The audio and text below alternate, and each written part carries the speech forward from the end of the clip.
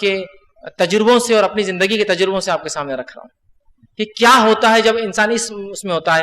ایک love marriage اور دوسرا لو میرج کو ارینج کروانا، یہ دو بہت خطرناک نکاح ہے، یاد رکھیے. ایک تو لڑکا اور لڑکی خود شادی کر لیتے ہیں، اور دوسرا اتنا تکلیف دیتے اپنے والدین کو کہ شادی کروا کے رہتے جن سے وہ چاہتے ہیں. یہ دو باتیں بڑی اہم ہیں، یاد رکھیے.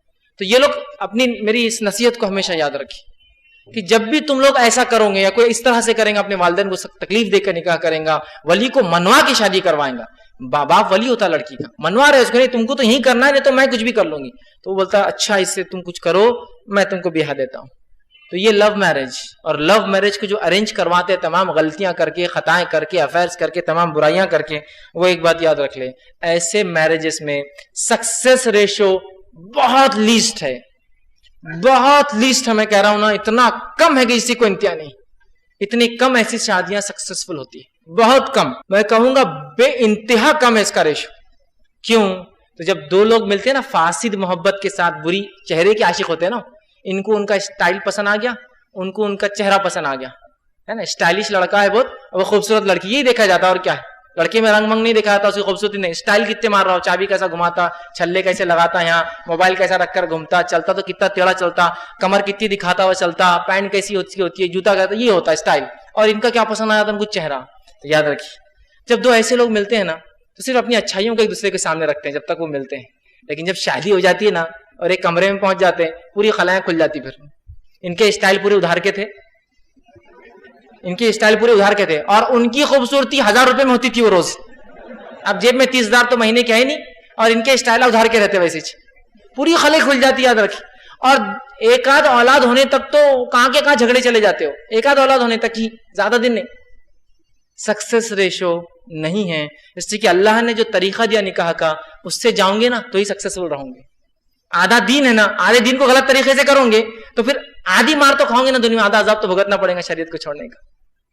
تو یا تو لو میرج کرتے یا لو کو ارینج کرواتے والدین کو زبردستی کر کے، ایسا ان کو تکلیف مت دیجیے. اس لیے کہ زمانہ، میں کہتا ہوں ہر بار، ایسا گھوم کر آتا ہے، اور انسان جس جگہ پہ تھا کل وہ وہاں ہوتا ہے جہاں اس کا باپ تھا، اور اس کا بیٹا اس سامنے پھر وہاں کھڑا ہوتا ہے، اور زمانہ پلٹ کر پھر آ جاتا ہے اس کے سامنے. اور اس کا بیٹا اس سے پھر جب اپیل کرتا ہے کہ مجھے فلاں کرنا، اس کی بیٹی جب ڈیمانڈ کرتی ہے مجھے اس سے شادی کرنا ہے، تب اس کو پتا چلتا ہے. لیکن ایک عمر گزر جاتی ہے اس کی، وہاں پھر وہ بہت پچھتاتا ہے میں نے کیا کیا. تو یاد رکھیے، غلطی کبھی مت کیجیے. یہ افیئرس اور لو میرج کے چکر میں مت جائیے. اسلام جو ہے محبت کے خلاف نہیں ہے. اسلام فاسد محبت کی، چہرے کی محبت کی، لست، ہوا، خواہش والی محبت کے خلاف ہے. سچی محبت کے خلاف اسلام نہیں. یاد رکھیے، یہ سب خواہشات ہیں، اس کے سکسیس ریشو نہیں ہے. ایک واقعہ سناتا ہوں آپ کو اور اپنی بات کو ختم کروں گا. ایک شخص تھا، اس نے سوچا کہ ایک لڑکی کو جو بھگا کر لے جاؤں. دوستوں سے کہا کہ مجھے پلان بتاؤ کچھ بھگانے کا. دوستوں نے پلان کیا کہ شہر چھوڑ کر بھاگ جاؤں. وہ زمانہ تھا جب گاڑیاں نہیں تھے، گھوڑے ہوتے تھے. وہ ایک آدمی کے پاس گیا استبل میں اور کہا کہ مجھے گھوڑا ادھار چاہیے. اس کا خود کا گھوڑا نہیں تھا، اور عموماً عاشق خلاش لوگ ہی ہوتے، بہرحال سمجھدار آدمی حرکتیں نہیں کرتا ایسی. تو کہا ایک ادھار مجھے گھوڑا چاہیے. تو کہا ٹھیک ہے لے لو، ایک گھوڑی ہے لے جاؤ اس کو. وہ اس گھوڑے پہ گھوڑی پہ سوار ہو کر جو پلان تھا وہ ملے، اس کو بٹھایا اور چلا. لیکن وہ گھوڑی دینے والے نے کرائے سے یہ کہا دیکھو اس کی نانی ایک بار پانی سے ڈر گئی تھی. جانوروں میں صفت ہوتی ہے، جب جانور میں کوئی نقص کمزوری آتی ہے نسلن، تو وہ کمزوری ٹرانسفر ہوتی ہے اگلی نسلوں میں. اس لیے دو اچھے جانوروں کو کراس کیا جاتا ہے تاکہ اچھی نسل نکلے. تو کہا اس کی نانی پانی سے ڈر گئی تھی تو اس کی ماں پانی سے ڈرتی تھی، اس کی ماں پانی سے ڈرتی تھی تو یہ گھوڑی بھی پانی سے ڈرتی ہے. تو ٹھیک کوئی بات نہیں. اب وہ جب سفر کر کے گیا، ایک جگہ ندی آ گئی. اب وہ کہاں گھوڑی اندر اترتی؟ وہ لڑکی کے ساتھ جا رہا ہے، وہ گھوڑی اندر ہی نہیں اترتی. کیوں؟ تو اس کو کس سے ڈر تھا؟ پانی سے. اس لڑکے نے کہا کہ ہم واپس جا رہے ہیں. لڑکی نے کہا کہ دوسرا راستہ ہے بھاگنے کا. تو کہا نہیں ہم واپس جا رہے ہیں. واپس گیا، گھوڑی دے دیا، بچی کو گھر بھیج دیا اور کہا میں توبہ کرتا ہوں اس عمل سے. بعد میں اس کے دوستوں نے پوچھا تمہارا تو معاملہ طے ہو گیا، بھاگ بھی گئے تھے، سب ہو گیا، واپس کیوں لا دی؟ تو اس لڑکے نے بہت اچھا انالیسس، کنکلوژن نکالا تھا اس واقعے سے. اس نے کہا جب میں نے ایک گھوڑی والے سے یہ گھوڑی لیا تھا، اس نے کہا اس کی نانی پانی سے ڈری تھی، تو اس کی ماں پانی سے ڈرتی تھی، تو اس کی بیٹی پانی سے ڈرتی ہے. تو مجھے خیال ہوا اگر میں اس کو لے کر بھاگوں گا تو میری بیٹی کسی کے ساتھ بھاگ کے جائیں گی، اس کی بیٹی کسی کے ساتھ بھاگ کے جائیں گی. اور یہ ہوتا ہے، یاد رکھیں، جن لوگوں نے لو میرج کیے نا ان کے بچے بھی اسی طرح اسی نقش قدم پر چلتے ہیں.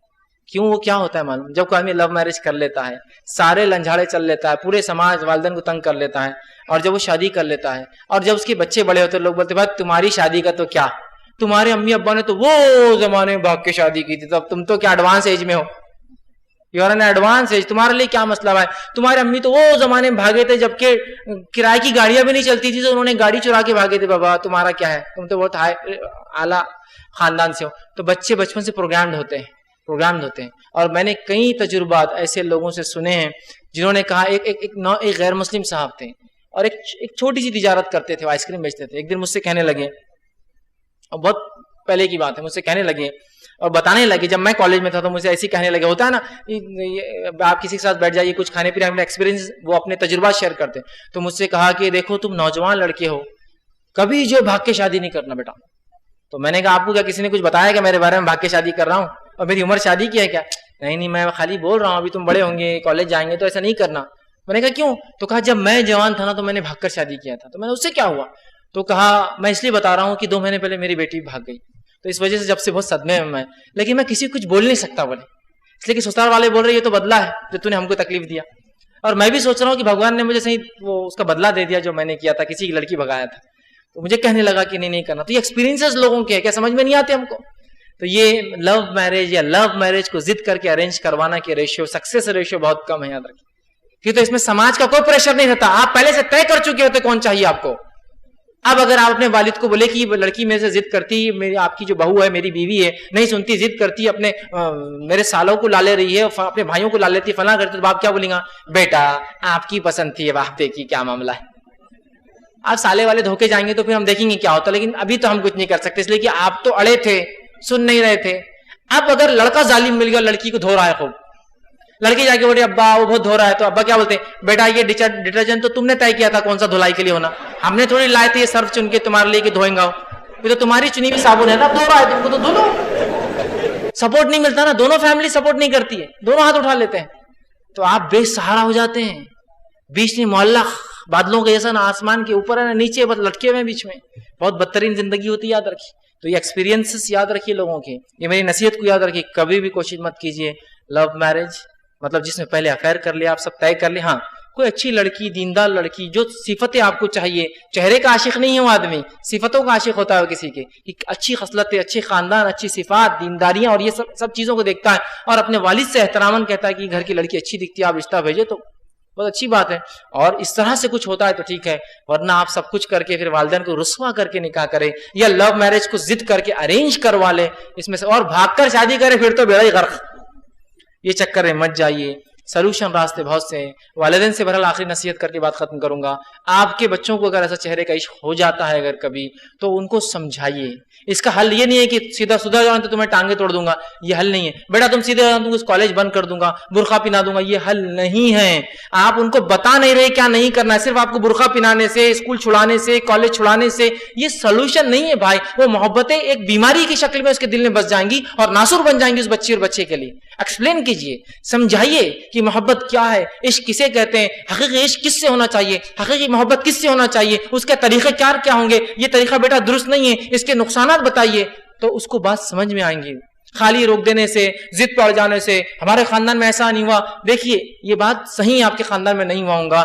زمانہ کس رفتار سے چل رہا ہے آپ کو سمجھنا پڑے گا، برائیاں کس رفتار سے پھیل رہی اس کو سمجھنا پڑے گا. آپ نے خود تعلیم اور تربیت کے لیے کوئی نظم ان کے باندھا نہیں، ان کی کوئی تربیت نہیں کی بچپن میں، آپ کو یہ بھی سوچنا پڑے گا. اس کے بعد اب جو ہو گیا اس کے حل نکالنے کی طرف جائیے. اپنی انا اور ضد کو مت بیچ میں لائیے، ورنہ والدین ضد کرتے ہیں. ضد مت کیجیے. ابھی بات سنجیدگی سے سمجھنے اور سمجھانے کی ہے، منانے کی ہے، حقیقتوں کو سمجھانے کی ہے، محبت کیا ہوتی ہے بتانے کی ہے. آپ خالی روک دیں گے روک دیں گے روک دیں گے، یہاں نہیں، فون بند کر دو، اس کو برقع پہنا دو، کالج چھڑا دو، یہ حل نہیں ہے.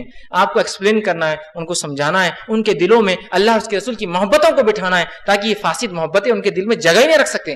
حقیقی محبت جو میاں بیوی کی ہوتی ہے، انسان کو دوسرے سے ہوتی ہے، یہ محبت الگ ہے، یہ شادی کے بعد ہوتی ہے. اس سے پہلے جو ہوتی ہے وہ چہرے کا عشق ہوتا ہے. شریعت میں اس کی کوئی گنجائش نہیں ہے. میں اسی پہ اپنی بات کو ختم کروں گا.